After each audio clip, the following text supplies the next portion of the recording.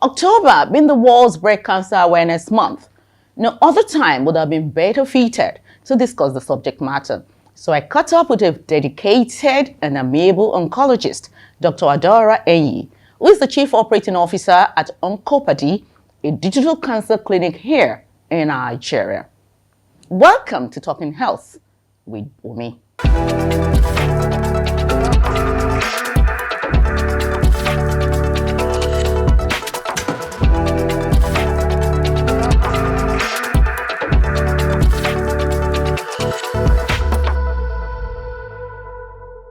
So welcome to our studio, Dr. Adora. Thank you, Bumi. How have you been? I've been doing very well, thank Great. you. So, what are the facts and figures so far? Let's narrow it down to Nigeria for now. What are the facts and figures concerning, cancer? Cancer. Yes. Okay, so before we narrow it down to Nigeria, I think we need to look at the global perspective. Okay. It's important to note that breast cancer specifically, or cancer, is the leading cause of death for women all around the world. It's even sadder to note that every year in Nigeria, we diagnose about 125,000 new cancer cases, of which 80% of these cases are women cancers. The top three cancers being breast, cervical, and ovarian. And out of these numbers, 70% of them will die from cancer.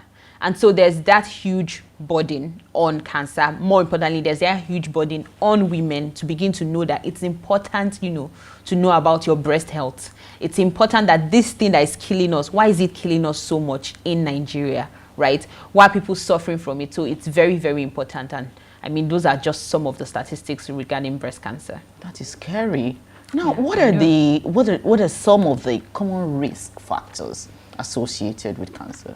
So I like to, as a doctor, I like to divide the risk factors into two types. So there's the one you cannot modify by virtue of who you probably are or where the family you were born into. And they have what we call, the modifiable risk factors, which if you do some lifestyle changes, you probably will be able to reduce your risk. So it's always important to focus more on the modifiable, because those are the ones you have, a chance to actually change your lifestyle and actually reduce your risk. So these risk factors would entail the modifiable firstly. So the modifiable risk factor will be if there's a family history of cancer. If you were born into a family that has a family history of cancers, there's not much you can do about, changing your family. Number two is, of course, or more importantly, is if you have breasts, right? Except if you want to go about, knocking off your breast, right? By virtue that you are a female, you have breasts, and even men, because men also have the breast tissue, right? So the virtue that you have breasts. Secondly is an increase in age. So the older you get, the more you are at risk. And typically we do breast cancer screening, especially mammograms, for women that are above the age of 40. So we always say, if your next birthday is your 40th birthday, if you are 40 and above, if you have friends, loved ones, they should be gifting you a voucher to go and do a breast mammogram, right? Then, of course, there are some genetic factors, and I'll give you a case study. For instance, like someone like the celebrity Angelina Jolie, right, who had done, some genetic testing to actually see that she had the BRCA1 and BRCA2 genes, right? And so what did she do? The preventive thing was just to take out... What is a BRCA? So the BRCA genes, or the breast cancer genes, right? So they are the breast cancer genes. There are two types of genes, BRCA1 and BRCA2. And these genes actually are mutations that actually show you whether you are at risk of developing cancer or not, particularly breast cancer. And so if you have those genes present, if you've inherited them from, your loved one, or you know that you're going to pass them down to your children, it's important that you do the needful, which it will be to regularly check your breasts. I see.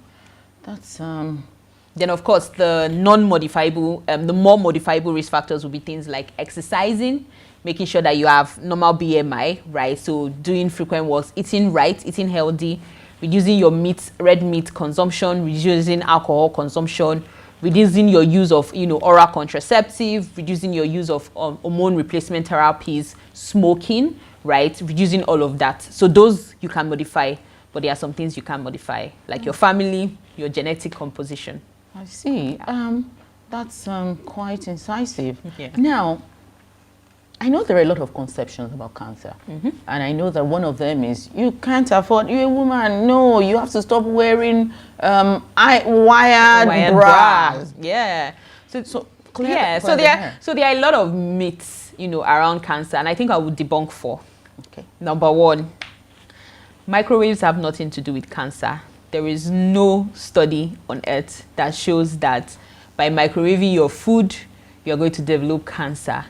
The only thing we would say is do not microwave in a plastic, right? Because there can be microplastics that can seep into your food and actually cause harm to your body.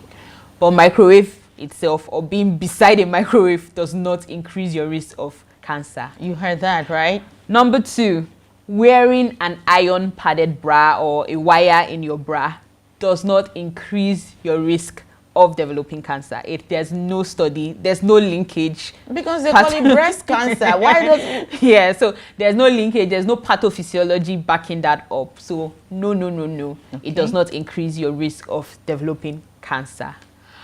Number 3, not wearing a bra would increase your risk of developing cancer. No. Okay. So some people would say the reason why they don't wear bras is because they don't want to increase their risk of developing cancer. And I would like to tell you that that is absolutely incorrect, right? Okay. It has no known link. Okay. And I think the last one would be, does smoking or alcohol increase your risk of breast cancer? Yes, it does.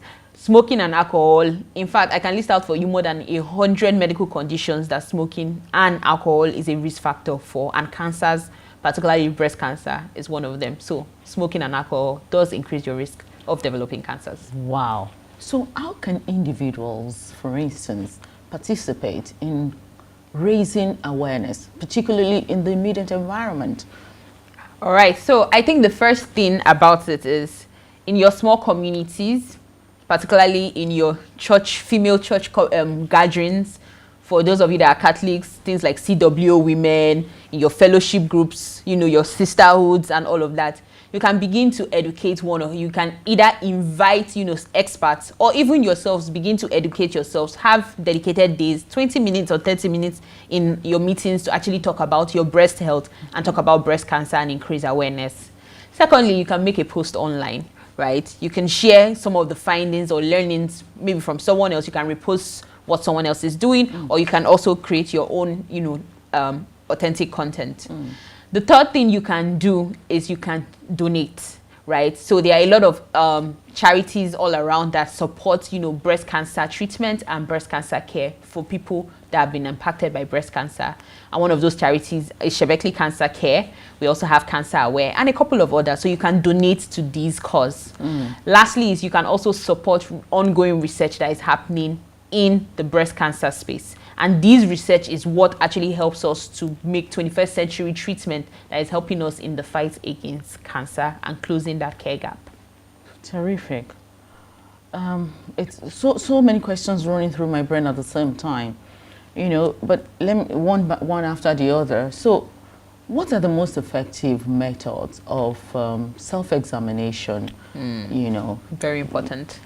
Okay, so I think, and I always sing this message to everyone, women, you must know thy breasts, and men, you must know the breasts of your wives. It's very important. Now, I hear people and people will laugh about it, but I can tell you that close to 40 to 50% of the women that come into my clinic that actually complain of a lump in their breasts was actually detected by their husbands. So it's very important that women, you yourself, you must know your breast. You shouldn't be averse to touching your breast. You must know what your breast feels like, what it looks like, what it even smells like, if we must go to that extent. You must know your breast in totality. And husbands, you must know the breast of your wives. It's very, very important.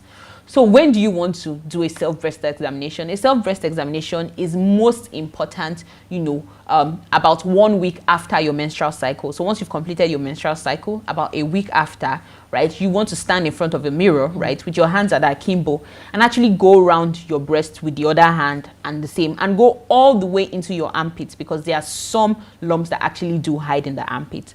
Now, what are you checking for? Firstly, is you want to look at the appearance, right? Does your breast look like it normally does, right? Is there any discharge coming out from your breast? Does your breast look like something like an orange, what we call pure d'orange, right? And typically that looks like, when you look at an orange, you see that there's like a needle has been used to pucker all around it. Does your breast look like that? Does it have a smooth texture, or does it look like that, right? Secondly would be that, your breast, is your nipple inverted, right? Or is it retracted, right? Is there any discharge coming out from your breast? Can you see blood or any other discharge of foam? When you touch your breast, is there any hard lump? Many times the lump you feel is painless, right? And so many times you won't even notice it because there's no pain, right? So if you don't touch the breast, you won't actually notice that there's something there. So you want to touch your breast to feel, oh, there's a mass, there's a swelling, there's a lump, which is painless, and you want to extend it all the way to your armpit. Once you've been able to do that on the left breast, you switch to the right breast and vice versa. And you want to make sure that you're doing this every month. You want to make sure that you're doing this every month. Every month, you want to make sure that you are checking your breast. So a week after your menstrual cycle, right, you want to check your breast, stand in front of a mirror, do this. Most times, most people like to do it in the shower or in the bedroom because that's the most convenient spot. So if you have a mirror in your bedroom, even better. If you don't have a mirror in your house, your husband can be your mirror to actually look at it and check and say, the way this breast is not the way I know it used to be before. And it's very important to do that. Wow, that's quite informative, quite educative. Thank you. But we're not done yet. Oh, yeah. We're going to go on a short break now. Please stay tuned.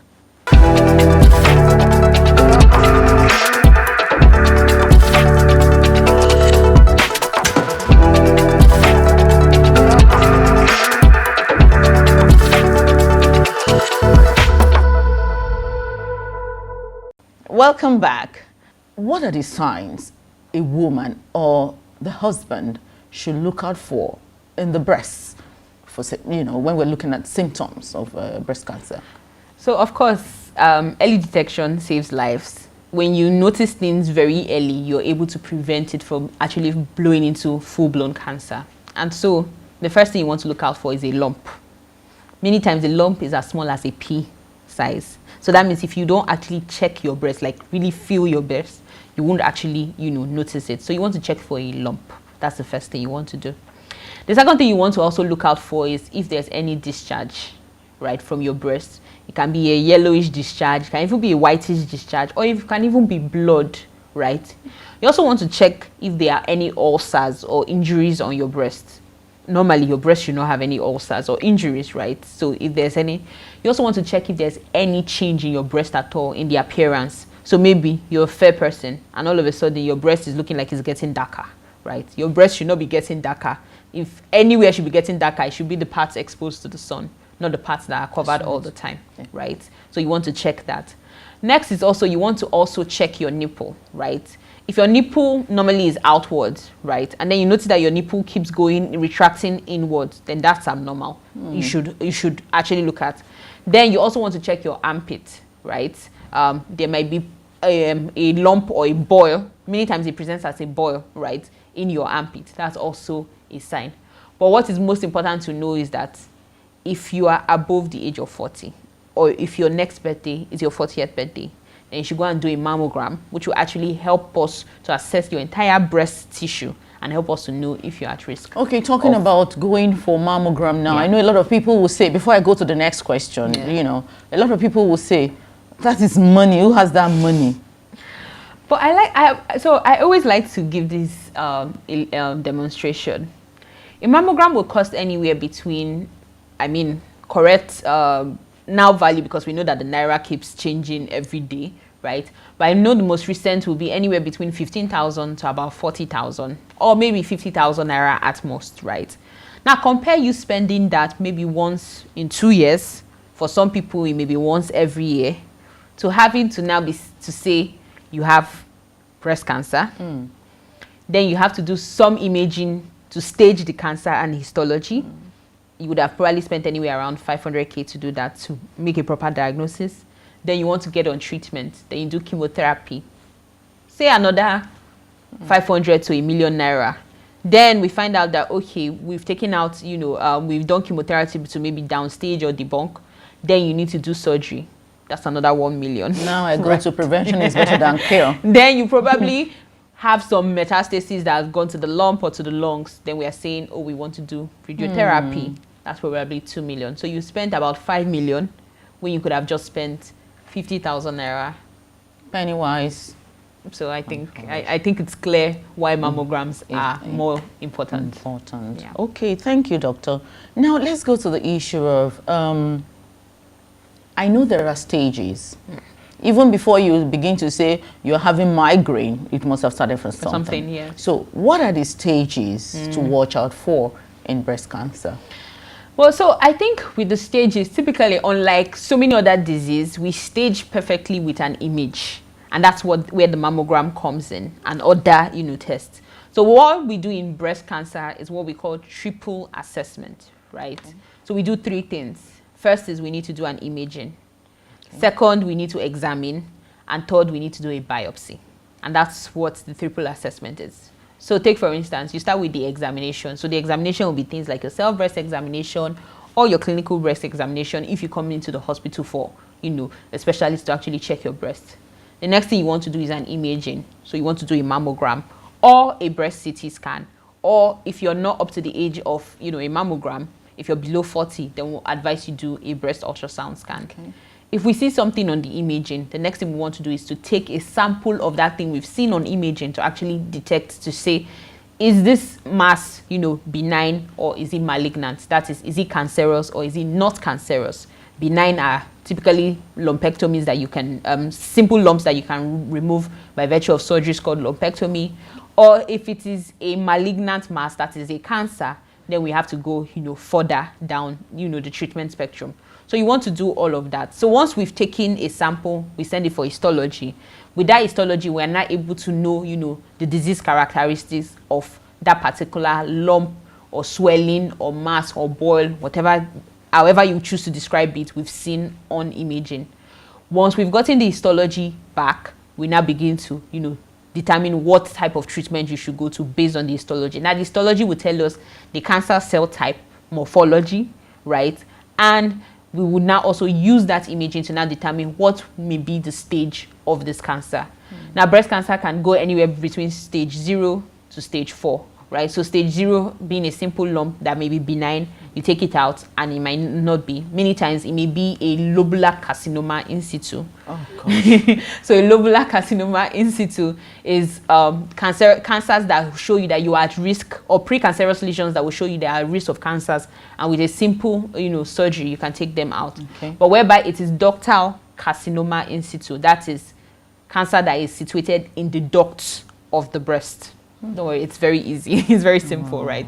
So cancer that is situated in the duct of the breast, then that shows you that you are at stage. And that's really what the mammogram will tell us. Now, mammogram will tell us it's either BRADS 1 to BRADS 5, depending on the spectrum. And with that, we are not able to stage, okay, this is a stage 1 breast cancer, this is a stage 2 breast cancer, this is a stage 3 breast cancer, or this is a stage 4 breast cancer.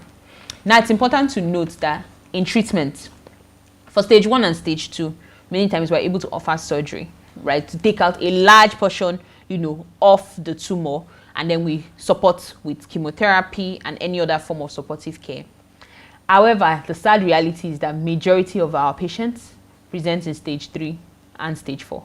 Yeah. And so what happens is that by the time they come in stage 4, right, we're only able to offer palliative care. Right, because at that point in time, there's metastasis to several places. There's metastasis to the lungs, there's metastasis to the abdomen, there's even metastasis sometimes to the brain, depending, on that. And there will be metastasis, of course, to the bone, right? So you're hearing people, things like they can't walk, they have back pain, they have body pains, they're having, abdominal issues. So there's always going to be a lot of issues with such patients, right? So we always advise that you come in early so that we don't even get to talk about stage 3 and stage 4. A lot of countries, developed countries, right, countries abroad, have actually completely phased out stage 3 and stage 4 in their management plan. But in Africa, we are still battling with that because a lot of our women will present late. Now, lastly, I would like to give you this information that when it comes to breast cancer, especially when they see suspicious cases, it takes many of our patients close to 1 year.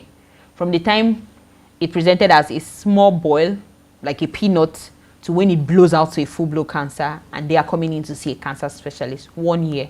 So what typically happens is that there's that knowledge gap, and so it starts as a small, boil or pimple or whatever you want to describe it. Then they are trying to bust it. Then they are taking a lot of antibiotics.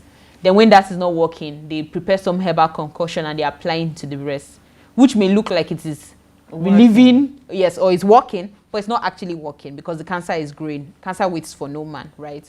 Then it now seems like it gets worse over time, right? Then they go into the religious. And so what happens is that they will navigate all the unorthodox form of treatment before they finally get to the orthodox, being, the specialist.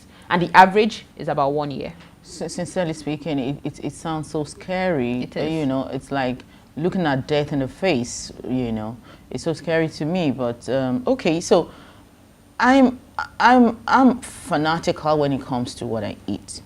So I wanted to tell us. There is a question I should have asked before that, but I don't want to lose track of that. Now, what are the kind of food that should be avoided and those that should actually be taken regularly, particularly whether you have cancer, two stages, for anybody to avoid cancer or for anyone who is already diagnosed. Yeah. Okay.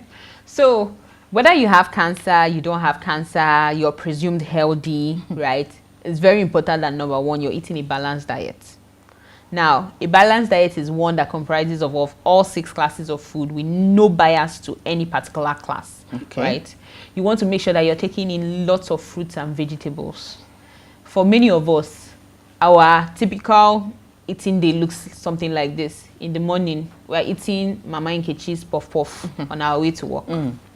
Then, during lunch, we go to Iya Basira's rice with red oil stew, right?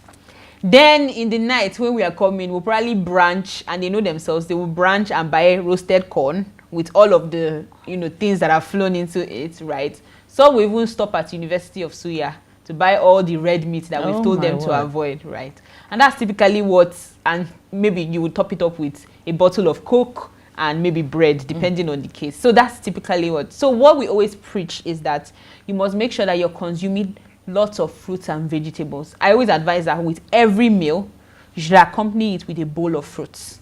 Every meal, be it breakfast, lunch, or dinner, you should accompany it with a bowl of fruits, right? Which one comes first? We've had, some will say take fruit before, which I started doing years back, but when I was a child, it was fruit after. Oh, so typically the dietitians would always advise that you eat fruits first, right? So you use fruits to actually move your bowel, right, before actually consuming, the food. And even when you're consuming your food, in the typical African culture, we eat meat last, right? So it's always a large bowl of rice or a large bowl of amala or pounded yam or whatever. The soup is always like this, very tiny, then maybe 2 tiny pieces of meat, right? But the reverse is the case. Ideally, proteins should form the greater bulk of your diet. So you're eating more proteins, right? And then when I say protein, somebody's going to go and say cow is protein. Yes, cow is protein, but it's red meat, right? So what you want to make sure is you want to opt for the healthier protein choices. So your white meats, like your chicken breast, right? You want to make sure that if you want steak meat, then you opt for things like goat or lamb as opposed to cow or beef, right? You also want to make sure that if you are taking any other type of protein, if you don't like any of that, then you're opting for fish, which is the best and the richest source of protein. Then you want to make sure that you're taking things like your nuts in your food, right? So your walnuts, your almonds, your cashew nuts, even your bambara nuts. These are great, rich sources of protein. Then a lot of people don't like potatoes. And I tell people that sweet potato is a rich source of fiber, right? It helps to move the bowel. It does a lot of magic. It is rich in antioxidants. So you want to make sure that you're consuming foods that are rich in fiber and, your potatoes are grated. Then lastly will be, make sure that you are taking 3 liters of water per day. It's not in the morning, Emeka will take Coke. In the afternoon, Emeka will down it down with a bottle of malt. Some people are attentive. Right? And then in the night, Emeka will say, they say a glass of red wine is good for the heart. Emeka, show me the research that is backing that. There's never any research backing that. But he just knows that somebody said it and we've been echoing it over the years. Well, I'm here to tell you that there's no study that says that a glass, half glass, 1 shot, 2 shots of red wine is good for the body. In fact, any form of alcohol is detrimental to your body.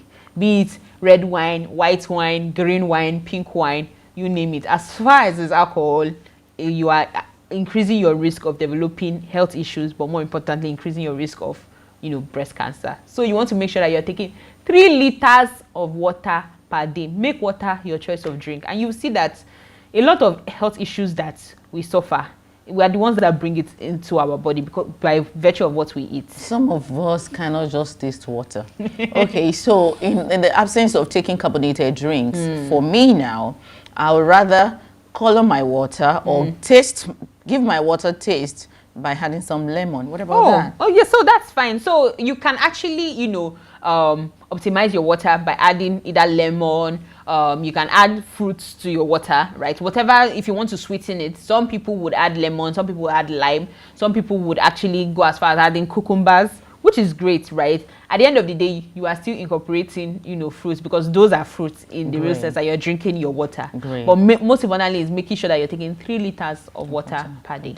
Oh, terrific. Now, before we go on our next break, I want to ask, a lot of people get encouraged when they hear success stories, whether in business, in health. We want success stories enlighten, they encourage. Can you share some success stories of people who have gone through the cancerous stages and survived it? So of course there are a lot of, for us at Uncle Paddy, we have a rich community of breast cancer survivors. For purpose of patient confidentiality, I will not mention their names, of course, but we have a rich community of cancer survivors. I'll give you an instance. There's a lady right now, she came in stage 3 breast cancer, but we'll be celebrating, I think, her 10th year by next year, cancer-free, since she was treated, right? And she's now in the real estate business, right? She does a lot of things. Firstly, she was doing, some cosmetics, products, and on the side, she's also into real estate. So she's been, living their lives. And there are so many more women like that who are doing a lot, right? Who have gone through cancer, who are either 1 year, 2 year, 3 year, 5 years, some even as high as 10, some even as high as 15 years cancer-free. Okay, we have some people you can call advocates for cancer. How is that helping in raising awareness? So everyone, even you, can be an advocate by virtue that you are doing this program, right? You are an advocate for cancer, right? Because an advocate for cancer is someone who is interested, in reducing the cancer mortality by either their words of mouth, or what they text, or what they share with people. And so, how can you be an advocate? Number one, join a community, right? Either join an NGO that is or volunteer in an NGO that is supporting women that are living with cancer.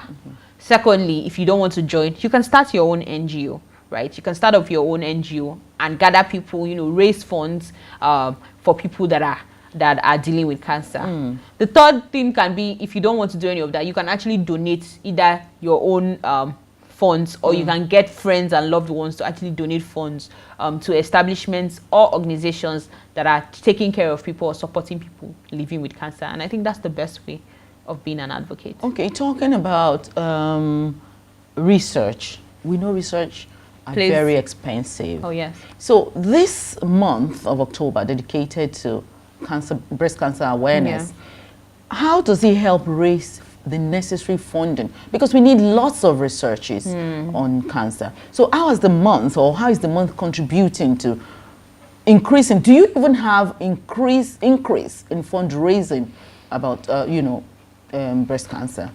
So a lot of work has been done, and I must commend organizations like the Nigerian Cancer Society, the African Organization for Research and Training in Cancer in Africa, and more importantly, the Union for International Cancer Care and Control, that's UICC, AORTIC, of course, and NCS. So I must commend all of these establishments because they've actually been invested in, developing new research, developing and increasing some of the funding that go into cancer research.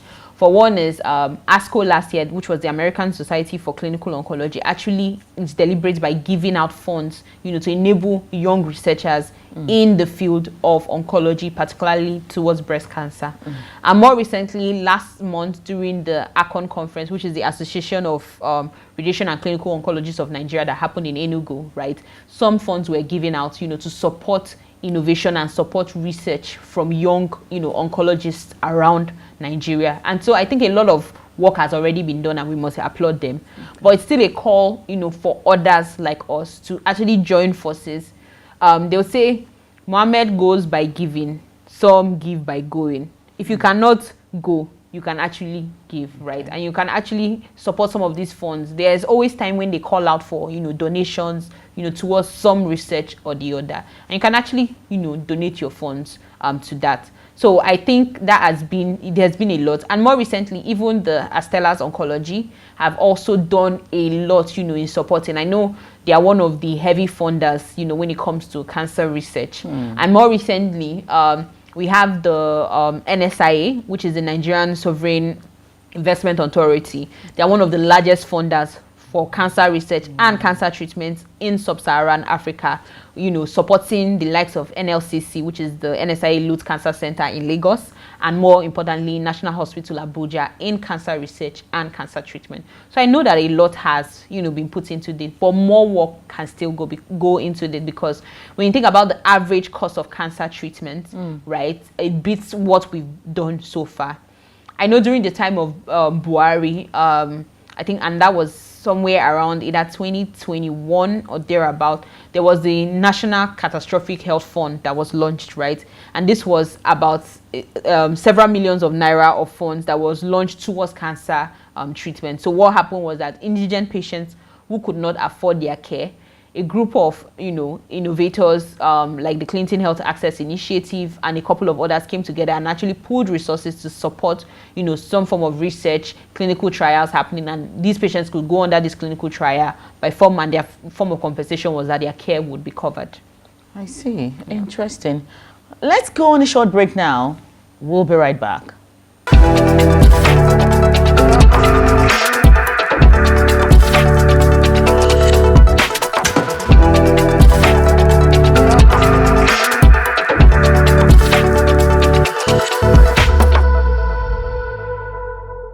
Welcome back.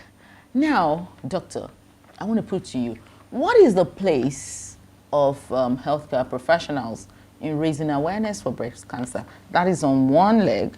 On the second leg, I've heard some people raise concern that, are you sure cancer is not contagious?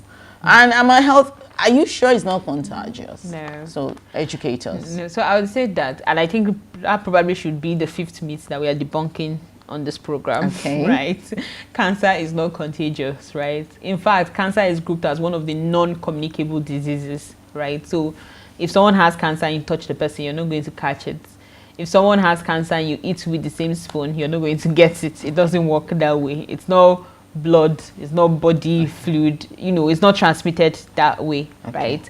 It's more of hereditary, right? So if there's a family history, and if all of those lifestyle options that we talked about earlier on are being abused, then you would increase your risk of cancer. Now, unlike so many other cancers, right, breast cancer is one of the few cancers that we don't know the exact cause, right? And because we don't know the exact cause, right, we only know what we call risk factors, which we described earlier, right? And those are the things that we've seen over the course of years in some group of individuals to say, because we've seen this, the likelihood of you having this would increase your risk of getting cancer, right? So cancer is not contagious. Okay. Now, how are health professionals supporting? I think by virtue that we are taking care of patients, we are contributing our time, our intellect, our resources, both professionally and personally in different capacities, to actually, talk about, breast cancer. And of course, during this month of October, a lot of health professionals are on, at events, gatherings, seminars, trainings, workshop, just as a way to give back by, educating the community of breast cancer. So I think a lot health professionals are doing a lot. And then health professionals like researchers, are staying back in the labs, and, just looking for that next big research that can actually take us a step closer to finding a cure for cancer. Okay, thank you, doctor. Last but not the least, all right, we're still within the month of awareness, the month of October. Now, what are some of the specific initiatives that you think people should actually look out for, whether to partake in it or to individually raise awareness or to contribute or something? What are some of those initiatives that we should look out for in the month? Okay, so I think there's a lot of initiatives going around. So I would say firstly is when you go online, right, you can search for Shebekli Cancer Care. I know they are running. Say that again. So Shebekli Cancer Care. So that's SEBECCLY, right? So Shebekli Cancer Care. They've been doing community screenings, going from different communities, to screen. So you can either join, be a part of the screening, if that's the only time you're able to screen yourself. So you can join them either by being a part of the screening or even volunteering, choosing to volunteer, right? We also have Cancer Aware, which is also supporting, and I know they are doing some things in the malls, in some of the malls across Lagos. Then we also have My Hospital Pearl Oncology, where we are actually taking care of cancer patients, and we've been going around, appearing at events, giving workshops and trainings and seminars. In fact, tomorrow being Saturday, right? Sorry, that's not supposed to be in, right? Okay, so we've been giving workshops and trainings and seminars, right? And so we have, a couple of workshops, and trainings on Saturday. We'll be having, one order like that. So it's also very important that, you can join any of these, but go online, search for Shebekli, search for Cancer Aware, search for Oncopadi, search for Pearl Oncology, and you see a lot of the initiatives, and you can plug into anyone that is suitable for you. Thank you so much, Dr. You're most Adara. welcome. Viewers, we've been talking with Dr. Adara Enyi, who is an oncologist, a dedicated one in Nigeria for that matter. And it's been an expose, it's been mind-blowing, it's been educative. I've learned a lot. And it's as if she has just released an encyclopedia of cancer and how to prevent myself. I hope you are not going back empty having watched this program. I look forward to having you next week, same time, and on another topic. Thanks for joining us, and have a pleasant day.